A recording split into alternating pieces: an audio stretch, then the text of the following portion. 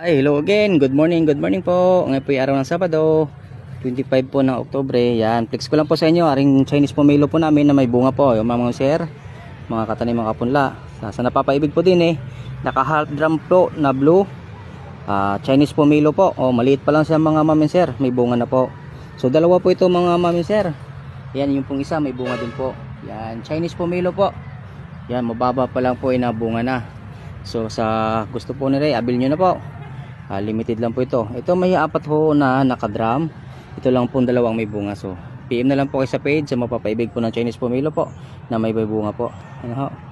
Yan. So gusto po mag-walk in, visit lang po kami dito sa Barangay Libisti po, Laurel, Batangas po mga mami sir. Pagka ho pick up may discount po tayo at may pa-previous naman po tayo na ho. Magpunla na ho at magtanim para ho tayo may money. At ang ating mga ika nga tagapagmana ay meron din hong mamanahing prutas ika nga ho. Yan, magandang umaga po, God bless.